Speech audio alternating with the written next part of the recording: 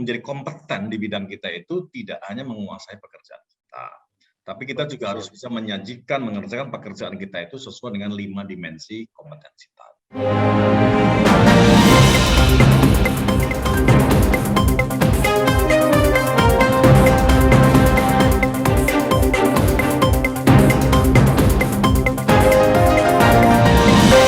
Assalamualaikum warahmatullahi wabarakatuh. Sobat kompetensi yang dahsyat.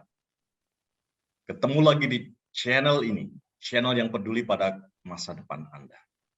Pada sore hari ini, saya akan mewawancarai salah satu tokoh HR Indonesia. Beliau adalah sebagai Direktur dari LSP MSDM Indonesia, Lembaga Sertifikasi Profesi MSDM Indonesia. Siapa beliau? Beliau adalah Bapak Dinar Wulan Sutoto, panggilan akrab beliau adalah Pak Toto. Selamat sore Pak Toto, Assalamualaikum. Waalaikumsalam warahmatullahi wabarakatuh. Selamat sore Pak Yunus yang juga dahsyat. Terima kasih. Iya, mantap. Gimana, sehat semua keluarga? Alhamdulillah, alhamdulillah Pak Yunus. Berkat doa semua, saya dan keluarga dalam kondisi sehat walafiat dan tetap semangat untuk membangun masyarakat kompetensi Indonesia. Terima kasih. Mantap, mantap Pak Toto. Baik Pak Toto, sore ini kita akan minta pendapat dari Pak Toto. Pertama, kita ingin menggali lebih jauh yang berkaitan sama kompetensi demi ya SDM Indonesia unggul. Yang pertama yang ingin kami gali adalah gimana sih Pak Toto untuk mengukur seseorang itu kompeten? Itu kita kan sering bertanya itu, wah saya mengukur kompeten atau kamu harus jadi kompeten. Dan terus mengukur bi, silakan Toto singkat saja. Baik, iya terima kasih Pak Yunus. Berbicara tentang mengukur kompetensi, saya berangkat dari sebuah terminologi umum saja. Di sini ada dua kata, yaitu mengukur dan kompetensi. Kalau kita berbicara mengukur, maka kalau kita telisik ke dalam lebih bahwa mengukur itu adalah membandingkan sesuatu dengan sebuah standar. Contohnya misalkan mengukur tinggi, maka tinggi seseorang itu diukur dengan sebuah penggaris, dan penggaris itu adalah sebuah standar. Nah, itu kalau mengukur tinggi. Nah, sekarang mengukur kompetensi, maka prinsipnya juga mengukur.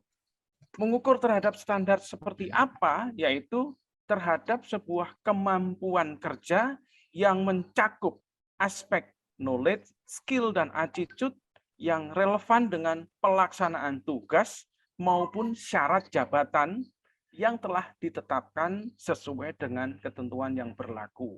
Oleh karena itu, dalam konteks ini, di dalam proses mengukur, itu terhadap sebuah proses membandingkan dengan sebuah standar. Sebagaimana yang saya sebutkan tadi, standar kompetensi. Itu Pak, kira-kira Pak. Baik, nah, jadi berarti ada standar kompetensi, kemudian ada pengukuran, dan ada yang mengukur. Intinya seperti itu ya. Betul. Dengan demikian, maka orang tidak dengan mudah mengaku kompeten kalau dia tidak lolos dalam pengukuran ini, gitu ya, Pak Toto ya. Betul. Prinsipnya itu. Jadi harus diukur melalui sebuah standar. Siapa yang mengukur? Ada asesor, ada metodologi, ada instrumen. Sama halnya tadi dengan mengukur tinggi, ada mistar. Maka ini juga ada alat dan kemudian ada metode untuk mengukur. Wah, keren. Sangat jelas Pak Toto jawabannya. Baik, kalau begitu saya akan bergeser ke yang pertanyaan kedua.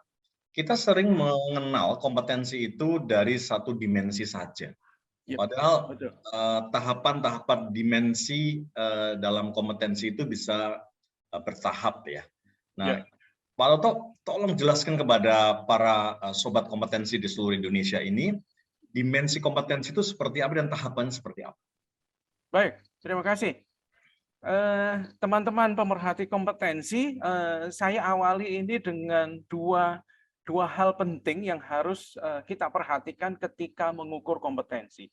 Yang pertama tadi kita mengenal adanya knowledge, skill, dan attitude.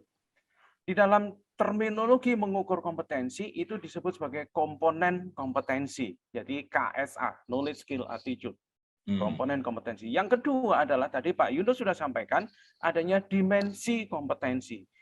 Dimensi kompetensi ini hakikatnya adalah tingkatan-tingkatan kedalaman di dalam melakukan pengukuran. Oleh karena itu terbagi dalam 5 aspek. 5 aspek itu yang pertama dikenal sebagai task skill.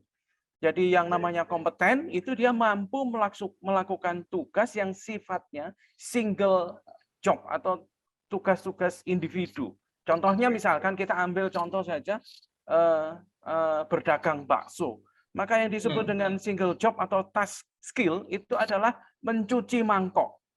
Oh. Ya, mencuci mangkok itu adalah single job yang harus dilakukan oleh pedagang bakso. Tapi Mungkin kemudian mencuci mangkok itu dari serangkaian pekerjaan atau kompetensi dalam menjual bakso itu gitu ya. Tapi betul, kan jadi menjual hanya bakso tidak hanya bagian. mencuci mangkok ya. Tadi ada proses-proses lain yang harus kompeten juga dia ya. Betul.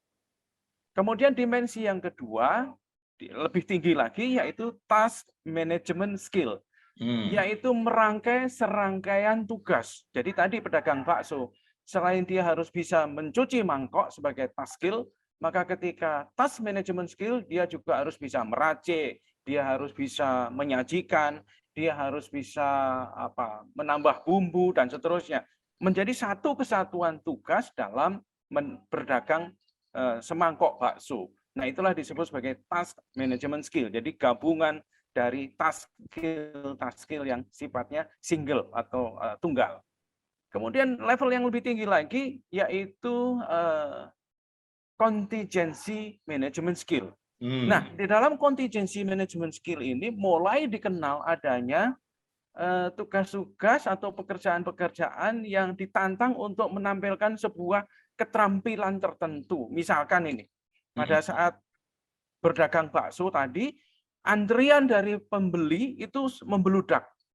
Kalau dia tidak mempunyai contingency management skill, maka dia tidak punya keahlian untuk bagaimana menangani permasalahan antrian yang panjang tadi. Oh, jadi antrian tadi itu berarti harus diantisipasi ya. Jadi dia harus bisa mampu kompeten untuk mengatur nih. Kalau yang beli 1-2 saja mungkin mudah ya.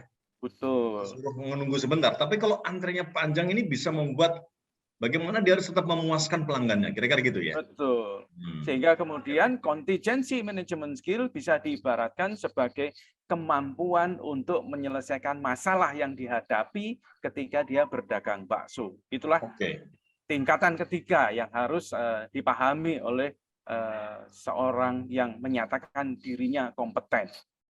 Tingkatan keempat yaitu job role environment skill.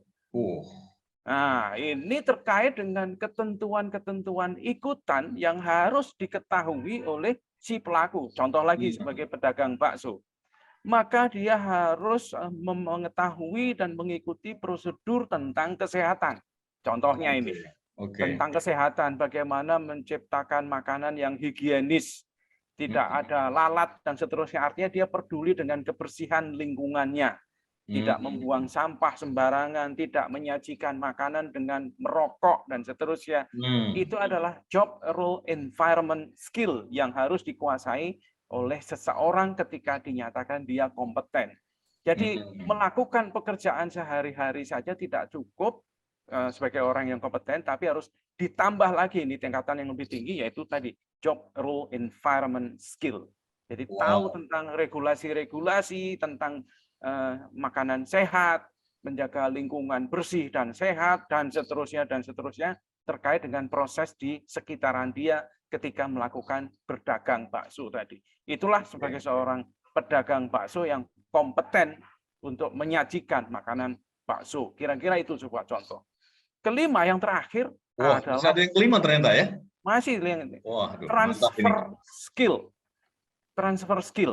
Transfer skill, baik. Ya, transfer skill tidak diterjemahkan sebagai kemampuan untuk mentransfer ilmu, tetapi lebih diterjemahkan kemampuan untuk beradaptasi terhadap kondisi tempat dia bekerja. Contohnya misalkan, ketika dia berdagang bakso kembali lagi, pada suatu saat misalkan harga daging sapi sangat mahal. Kalau dia seorang pedagang bakso yang kompeten, maka dia dengan mudah mensubstitusikan daging sapi tadi dengan daging ayam misalkan, dengan campuran, supaya tetap bisa berdagang, tapi kemudian dia beradaptasi terhadap sebuah kondisi yang dihadapi saat itu. tetap berdagang bakso, rasanya juga persis sama dengan daging sapi, tapi hakikatnya di situ dia sudah bisa mensubstitusi daging sapi tadi dengan daging ayam. Nah, itu kira-kira transfer skill yang itulah 5 dimensi yang harus dikuasai oleh seseorang yang mengaku dirinya kompeten. Selain tadi KSA, itu kira-kira, Pak. Wow, wow, wow, wow, keren ya. Ternyata konsep kompeten atau menjadi yang kompeten ya, dalam konsep kompetensi ini tidak ya hanya satu dimensi menguasai satu pekerjaan saja. Tapi dia harus menguasai tadi ya, termasuk bagaimana mengantisipasi kalau tukang bakso tadi mengantisipasi antriannya, Ya, termasuk substitusi bahan baku tadi yang terakhir Pak Oto jelaskan itu ya. iya. Jadi kebayang sekarang para sobat kompetensi di seluruh Indonesia menjadi kompeten di bidang kita itu tidak hanya menguasai pekerjaan kita, tapi kita juga harus bisa mengerjakan pekerjaan kita itu sesuai dengan 5 dimensi kompetensi tadi. Baik Pak Toto, wah ini luar biasa penjelasannya dan sobat kompetensi di seluruh Indonesia pasti masih kepo ini. Mereka teman-teman pasti akan masih ingin tahu LSP itu makhluk apa dan apa perannya dalam dunia kompetensi di Indonesia. Silakan Pak Toto. Oke, baik. Terima kasih Pak Yunus atas pertanyaannya. LSP hadir sebenarnya pada hakikatnya sebagai perpanjangan tangan dari BNSP. Sebagaimana kita ketahui di dalam Undang-Undang Nomor 13 Tahun 2003 tentang Ketenagakerjaan, khususnya pasal 18, di sana dinyatakan bahwa hak seorang karyawan adalah mendapatkan pengakuan kompetensi. Pertanyaannya kemudian, siapa yang memberikan pengakuan atas kompetensi? Maka di sana, khususnya di ayat 5, pasal 18, ayat 5 dinyatakan bahwa yang punya hak untuk memberikan pengakuan kompetensi adalah BNSP. Nah, kemudian dilanjutkan dengan PP nomor 10 tahun 2018, di mana kemudian BNSP itu menunjuk lembaga sertifikasi profesi yang telah memenuhi beberapa ketentuan yang ditetapkan. Dalam pengertian LSP, kemudian ketentuan yang ditetapkan itu adalah sebuah proses untuk mendapatkan akreditasi dan pada akhirnya lisensi. Jadi BNSP mengeluarkan lisensi kepada LSP untuk terlibat di dalam memberikan pengakuan kompetensi. Sebagaimana dinyatakan di dalam tugas BNSP yang tertera di dalam PP nomor 10 tadi adalah BNSP bertanggung jawab untuk melaksanakan atau mengelola sertifikasi kompetensi. Kemudian ada butir kedua bahwa BNSP melakukan pengawasan dan pembinaan terhadap proses sertifikasi kompetensi. Konteks ini adalah kemudian diterjemahkan kepada peran BNSP untuk membentuk LSP dan kemudian melakukan pembinaan. Di sanalah kemudian peran LSP itu menjadi sangat berarti karena menjadi perpanjangan tangan dari sebuah lembaga yang mendapatkan kewenangan utuh atas nama undang-undang dari negara Republik Indonesia ini. Kira-kira itu peran LSP, itu Pak kira-kira. Baik, jadi LSP ini adalah lembaga sertifikasi profesi yang tugasnya nanti akan melakukan uji kompetensi bagi para profesional untuk menyatakan nanti apakah yang bersangkutan itu kompeten atau belum kompeten. Dan LSP ini mendapatkan lisensi dari BNSP ya. Kira-kira seperti itu ya. Jadi kita bayangkan nih kalau LSP dari semua profesi di seluruh Indonesia ini eksis dan mereka berisikan asesor yang berintegritas untuk melakukan uji asesmen ini, maka dunia kompetensi di Indonesia ini akan semakin kokoh ya, karena akan dijaga oleh satu lembaga namanya lembaga sertifikasi profesi yang sangat berintegritas di Indonesia ini untuk membangun dunia kompetensi di Indonesia. Baik, terima kasih Sobat Kompetensi di seluruh Indonesia yang saya banggakan. Terima kasih, saya minta dukungan Anda untuk subscribe, like, share, dan komen dari channel ini, channel yang dahsyat ini. Sampai ketemu di sesi berikutnya. Assalamualaikum warahmatullahi wabarakatuh. Salam kompeten.